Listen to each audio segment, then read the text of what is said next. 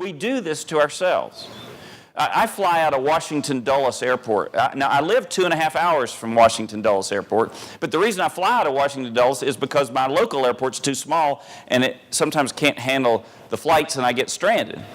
So I just figure that's the trade-off for living in the country. I like to live out in the country, so I'm going to drive my 2.5 hours to get to the airport. One night I got home, it was about 7:30 at night, and so I've got my 2.5 hours drive. I'm going to get home at 10 o'clock, but I had not eaten dinner. And so I'm gonna go by this McDonald's on the way. Don't judge me. I'm going to go by McDonald's on the way. Well, you know, we go to McDonald's because it's consistent. You know exactly what you're going to get. It's easy to eat in the car, and you can get it quickly. I mean, I think that's the lure of it all. So I'm going to run in this McDonald's, get my food, and head on down the road. I'm pulling off the highway, at this one point, and I get to this point on the highway, and there's this white minivan right in front of me, and he's just poking along. I mean, going so slow that I'm thinking, is he in reverse? He's not moving. And then it hits me. He's going so slow. I'm thinking, I bet he's going to McDonald's. And I bet there are 17 people in that minivan. And they're going to get up to the drive-thru. They're going to have issues with their order.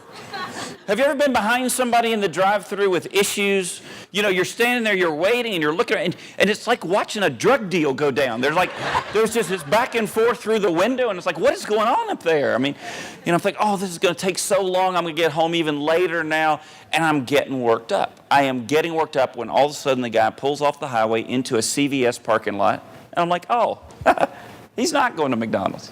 And I'm happy again. And I head on down the road, and I'm not stressed anymore. And then out of the corner of my eye, I see him doing a diagonal through the parking lot. He knew a shortcut.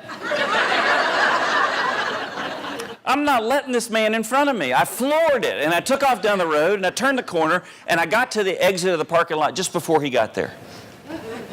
And I have to say, I was proud. And he pulls off into the highway right behind me, and I'm just sitting there thinking how proud I won.